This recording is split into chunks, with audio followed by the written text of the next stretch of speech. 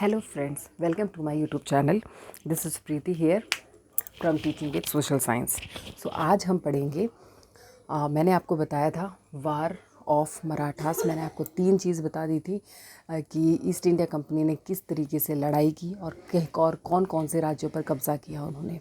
सबसे पहले उन्होंने मैसूर पर कब्ज़ा किया, फिर उन्होंने दिल्ली पर कब्ज़ा किया, बिहार पे कब्ज़ा किया, बंगाल पे कब्ज़ा किया।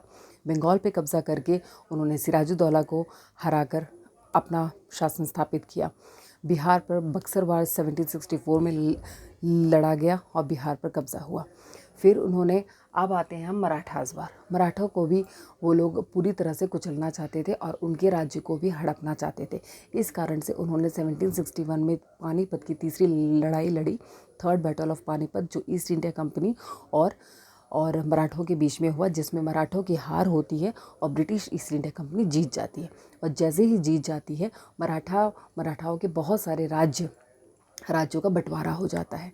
बंटवारा होकर बहुत सारे जो राजवंश होते हैं उनको ये राज्य दे दिया जाता है, जैसे सिंधिया, होलकर, भोसले, गायकवाड़, इन सबको दे दिया जाता है।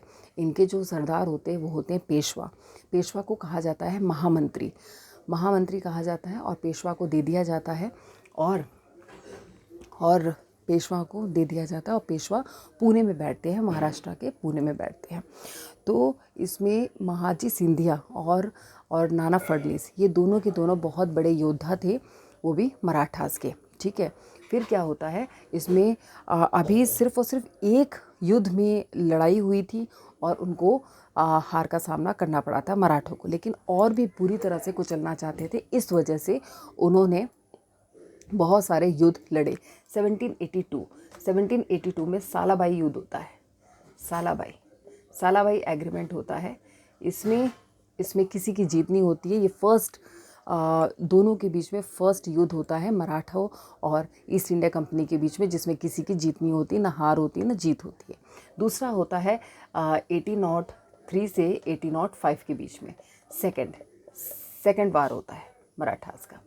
ठीक है, second war of Marathas east India company और मराठों के बीच में होता है, जिसमें मराठों की हार होती है और इसमें बहुत सारे इनके राज्यों पर कब्ज़ा कर लिया जाता है। उड़ीसा से आगरा तक पूरे के पूरे राज्यों पर कब्ज़ा कर लिया जाता है। अब आते हैं तीसरा युद्ध लड़ा गया था 1817 टू 18 में लड़ा गया था, जिसमें बुरी तरह से मराठों को कुचल के रख दिया जाता है और उनके बहुत सारे राज्यों पर अपना कब्जा कर लिया जाता है। मराठों का सपना था दिल्ली में अपना राज्य स्थापित करने का, जो बुरी तरह से कुचल दिया जाता है ब्रिटिश ईस्ट इंडिया कंपनी के थ्रू। ठीक है, फिर उसके बाद अब पेशवा जो पुणे में बैठे हुए थे, वो उनको वहाँ से हटाकर कानपुर में भेज दिया जाता है। कानपुर के बिठूर में पेंशन के तौर पर जीने के लिए वहाँ पर बैठा दिया जाता है। तो ये पूरा का पूरा था वार ऑफ मराठास का। बस आप लोग इतना याद रखेंगे वार ऑफ मराठास के टॉपिक में, तो आपको फुल मार्क्स मिलेंगे। इसमें ज़्यादा पूछा नहीं जाएगा।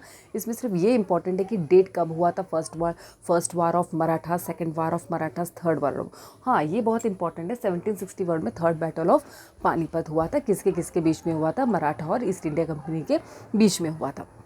अब आते हैं, हमारा नेक्स्ट टॉपिक आता है, हमारा सेकंड टॉपिक, कि ये लोग ब्रिटिश ईस्ट इंडिया कंपनी बहुत बड़ा दावा करती थी कि हम लोग अब तो पूरी तरह से बहुत सारे इलाके जीत चुके हैं। ठीक है, अब तो हमें कोई कुछ बोल नहीं सकता है। इस तरीके से आ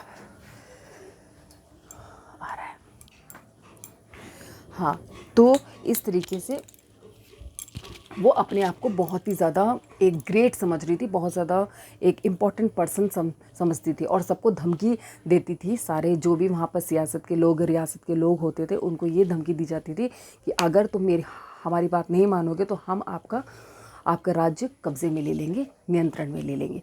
ये धमकी दी जाती थी। तो उनकी ये धमकी कुछ जगहों पर नहीं चली थी पहले, जैसे कि कर्नाटका। सबसे पहले अपने आप को सुपीरियर, ईस्ट इंडिया कंपनी अपने आप को सुपीरियर समझती थी। ईस्ट इंडिया कंपनी अपने आप को सुपीरियरिटी का दावा करती थी कि हम लोग बहुत ही ज़्यादा इम्पॉर्टेंट पर्सन है और हम लोग से बहुत ज़्यादा ही डरना पड़ेगा कि हम आपके राज्य पर कंट्रोल कर लेंगे। तो ये सुपीरियरिटी का दावा ज़्यादा दिन तक कर्नाटका में नहीं चला। कर्नाटका के एक छोटे से राज्य कित्तूर, एक छोटे से गांव कित्तूर में भी उन्होंने उस राज्य को भी, उस गांव को भी मतलब कंट्रोल करना चाहा। लेकिन यहाँ की जो रानी थी चेन्नम्मा, उन्होंने हथियार उठा लिए और उनको बुरी तरह से वहाँ से भगा दिया। लेकिन अनफॉर्चुनेटली उनको 1829 में उनको गिरफ्तार कर लिया जाता है और उनको सज़ा दे दी जाती है। तो उसके बाद ये हार नहीं मानती है। कर्नाटका में ही एक जगह होती है संगोली, वहाँ पर एक रायना होती है, एक गरीब चौकीदार होती है रायना। वो उनकी पूरी की वो वहाँ के लोग बहुत ही ज़्यादा उसके कंट्रोल में रहते हैं, मतलब वो सभी की चहेती होती है और सब लोग उन्हें बहुत ज़्यादा मानते हैं। और रायना क्या करती है, उनके बहुत सारे डॉक्यूमेंट्स को, बहुत सारे शस्त्रों को बर्बाद करके रख देती है, हटा देती है। लेकिन अनफॉर्चुनेटली उसका भी वही हाल होता है जो रानी चेन्नम्मा का हुआ था और उन्हें भी बुरी तरह हार का सामना करना पड़ता है और आखिरकार उनकी भी मौत हो जाती है। फिर उन्होंने क्या किया था, लास्ट में ये एक और आते हैं 1830 के दशक में।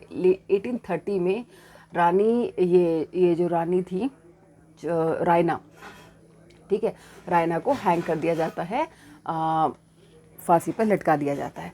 लेकिन 1830 के लास्ट में क्या होता है, वो लोग ईस्ट इंडिया कंपनी जो किसी से नहीं डरती थी, वो डरने लगती है रशिया के इफेक्ट से। क्योंकि उस समय रशिया का मतलब इफेक्ट बहुत ज़्यादा था और ईस्ट इंडिया कंपनी ये डर रही थी कि रशिया का प्रभाव ये नॉर्थ वेस्टर्न पार्ट में ना आने लगे। नॉर्थ वेस्टर्न पार्ट में ही पड़ता था, नॉर्थ वेस्टर्न पार्ट में ना आने लगे जो कि इंडिया था। अगर इंडिया में आ गया तो हमारी पूरी की पूरी मेहनत जो हमने इतने सारे राज्यों पर कब्जा किया है वो पूरी तरह से बर्बाद हो जाएगा। तो वो नहीं चाहती थी। तो इस वजह से उन्होंने क्या किया, देखो उन्होंने कर्नाटका पर भी कब्जा कर लिया धीरे धीरे। तो उन्होंने क्या किया, नॉर्थ वेस्टर्न पार्ट पर भी कब्जा करने के बारे में सोचा और अफ़गानिस्तान पर कब्जा किया। फिर उन्होंने अफ़गानिस्तान पर कब्जा किया। अफ़गानिस्तान के एक बहुत बड़े भूभाग पर कब्जा कर लिया और वहाँ से सिंध पर भी कब्जा करना चाहा।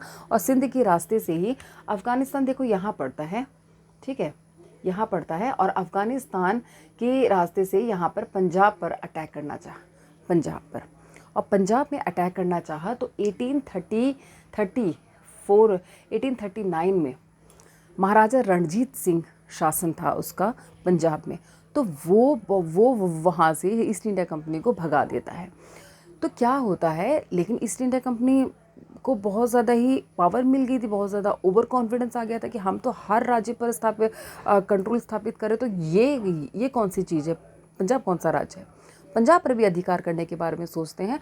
अनफॉर्चुनेटली क्या होता है कि 1840 में महाराजा रणजीत सिंह की मृत्यु हो जाती है और 1840 में ही इसका फ़ायदा उठाकर वो पंजाब पर भी पूरी तरह से कंट्रोल कर लेते हैं, अपने अधिकार में कर लेते हैं। तो हमने ये पढ़ा कि ईस्ट इंडिया कंपनी धीरे धीरे हमारे इंडिया के बहुत सारे राज्यों पर कब्जा कर लेती है, अपना कंट्रोल कर लेती है।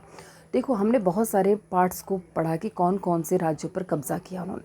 धीरे धीरे बंगाल पर किया, बिहार पर किया, उड़ीसा पर किया, आगरा में किया, ठीक है, आगरा और मालवा के क्षेत्रों पर भी किया, ठीक है, नीचे कर्नाटका जाते हैं, कर्नाटका में किया, महाराष्ट्र में किया, दिल्ली में किया, अफ़गानिस्तान में किया, पंजाब में किया, सिंध में किया। तो ऐसे करते करते उन्होंने बहुत सारे राज्यों पर अपना राज्य स्थापित करने की कोशिश की और उन्होंने कर भी लिया, ठीक है।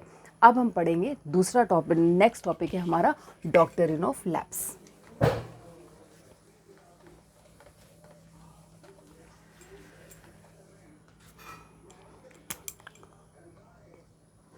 डॉक्ट्रिन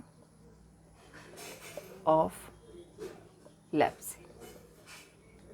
डॉक्ट्रिन ऑफ लैप्सी की शुरुआत किसने की थी? डॉक्ट्रिन ऑफ लैप्सी की शुरुआत की थी लॉर्ड डलहौजी ने। लॉर्ड डलहौजी ने की थी। ये इम्पॉर्टेंट है, ये आ सकता है क्वेश्चन, ठीक है।